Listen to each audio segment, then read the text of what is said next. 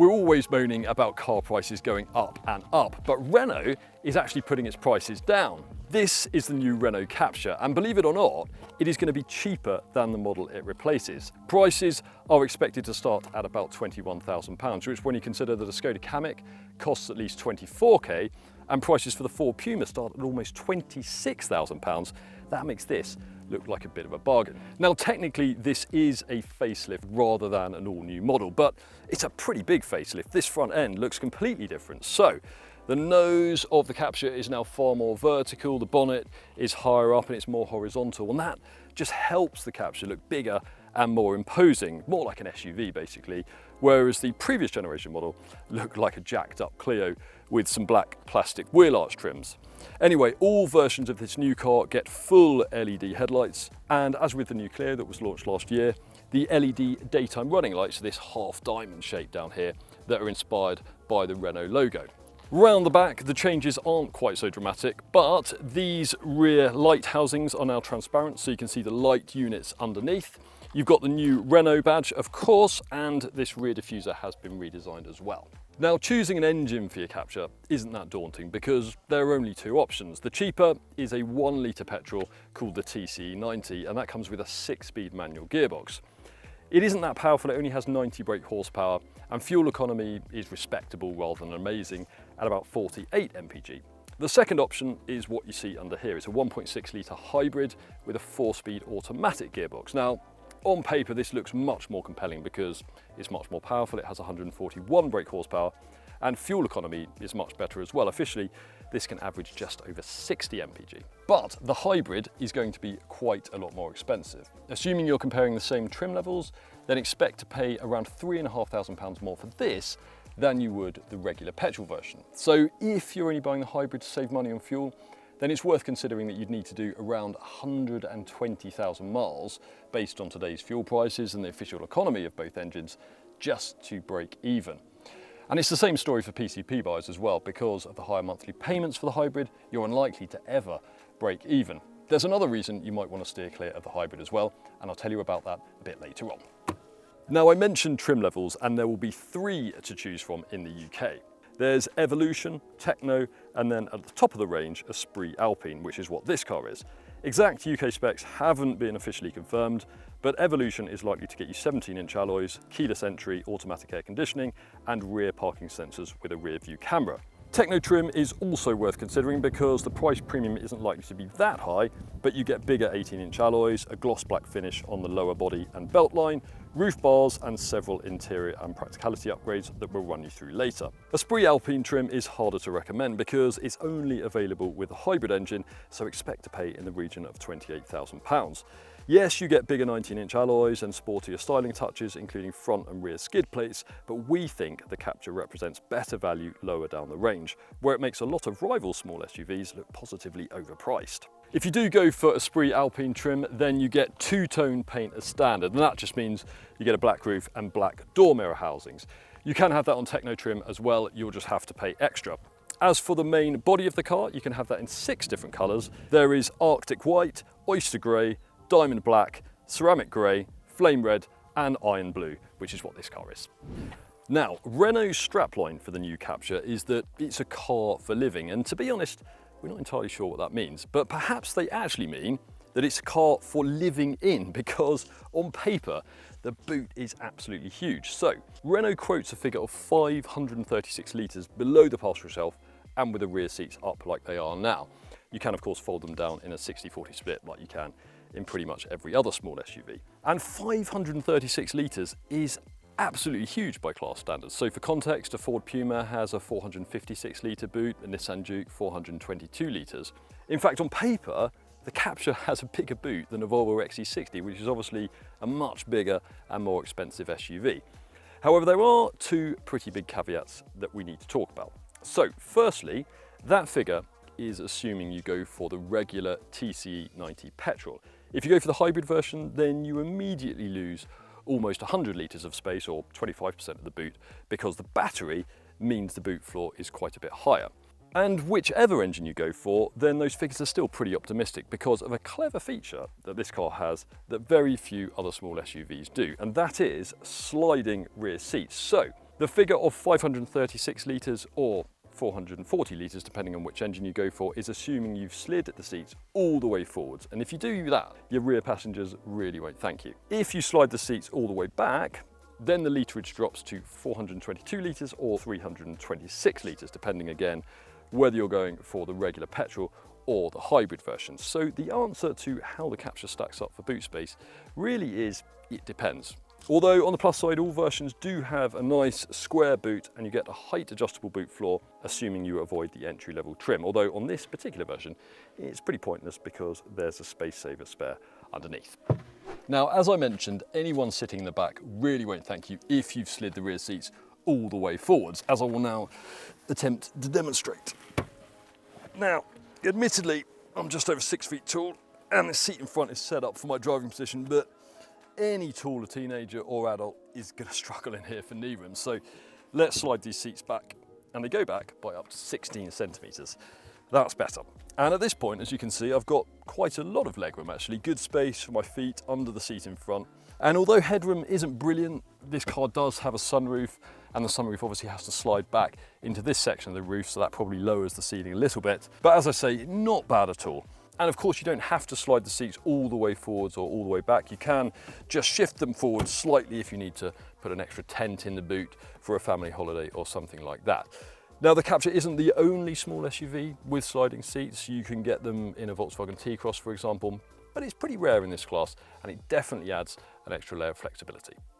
Now, when you get into the driver's seat of the Captur, you are greeted by none other than Jean-Michel Jarre, because he developed the welcome sequence noise, and also actually on this hybrid version, the noise the car makes when it's travelling at less than 18 miles an hour to warn pedestrians of its presence. Anyway, otherwise, the fundamentals of the driving position are very similar as before. So the steering wheel still has quite a lot of adjustment, moves up and in and out as well.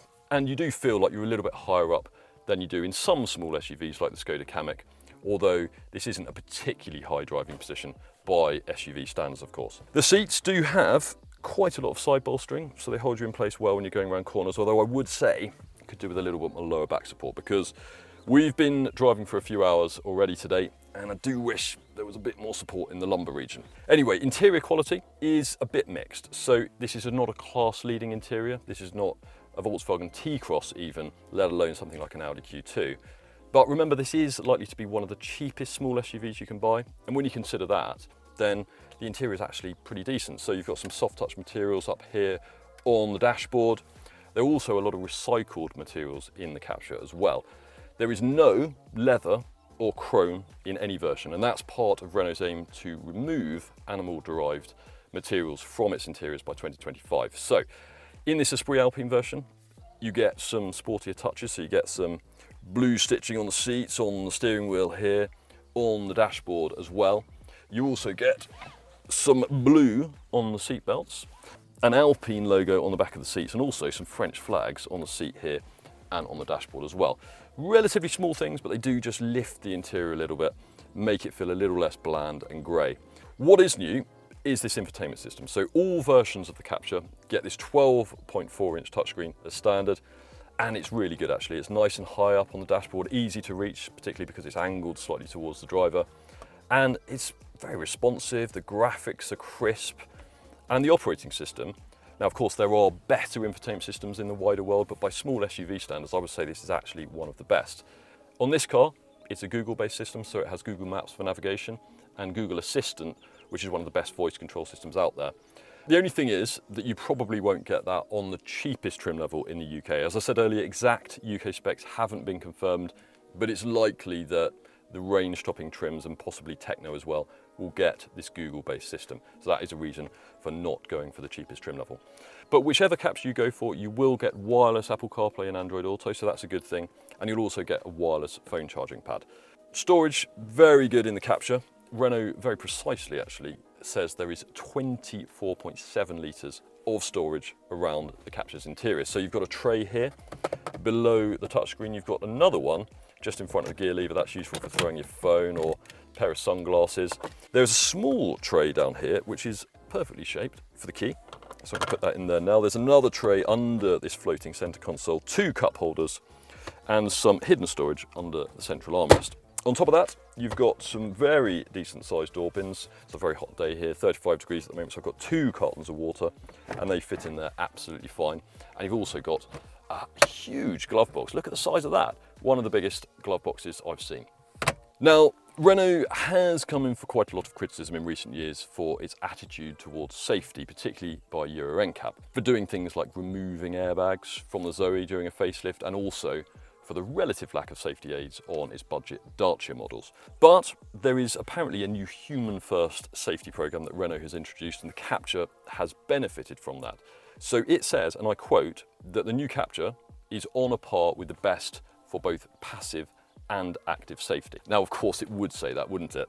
And we will have to wait for the full Euro NCAP safety report to tell you how this compares to other small SUVs for safety. But it certainly has a lot of safety aids. So there are 18 driving aids on the Captur, including one that assesses your driving and tells you how safe you are and gives you tips for improvement that I'll show you now when we go for a drive. So as I was saying, you can get some advice from the new Captur on how to improve your driving. So if I click on the driving icon, I can see I've got an eco score. I'm going up a hill at the moment, so that's terrible. And I've got a safety score as well. And if I click on that, it tells me that I have a safe driving style to keep it up. Apparently I haven't got full marks for trajectory, but I have for speed and following distance, because we're in the middle of nowhere, we're not following anyone anyway.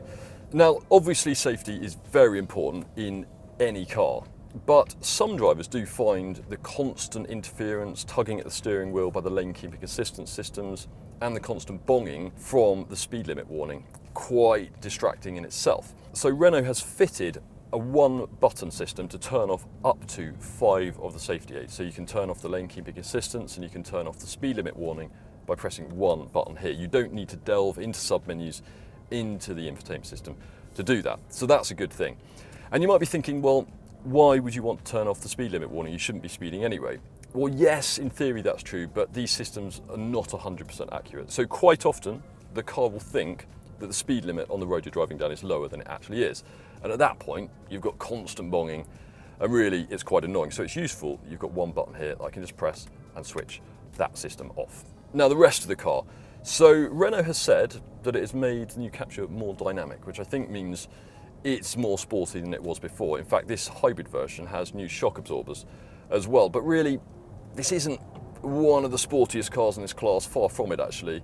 A Ford Puma is far more agile, as actually a cars like the Volkswagen T-Cross. There's a reasonable amount of body lean when you go around corners, and the steering is quite light, useful in town, but on a faster road like this, it doesn't give you a great sense of connection with front wheels. The front end is slightly vague actually as well, so this isn't a fun, enjoyable small SUV to drive. On the plus side, it is very comfortable. This car has 19-inch wheels, they're the biggest you can get, and they come on the Esprit Alpine. Very few other small SUVs actually have wheels that big, and yet despite that, the ride is really comfortable. The roads out here aren't brilliant, to be honest, and it's dealing with them very, very well. So although handling isn't brilliant in the Captur, it's good enough, and a lot of people will rightly argue that comfort is more important anyway in a small SUV like this, which is likely to be bought by families. Now the hybrid system, there is a 2-speed automatic gearbox on the electric motor and a 4-speed automatic gearbox on the petrol engine. So it's quite a complex setup. And really, the 2 power sources don't kind of work together that well always. So sometimes you put your foot down and acceleration is pretty brisk, and others you wonder where all the performance has gone. And that's because how good the acceleration is relates to how much charge there is in the battery. So if you've been going up a hill and you've used up that charge in the battery, then acceleration isn't particularly great. And really, even at the best of times, it doesn't feel like this car has 141 brake horsepower, to be honest.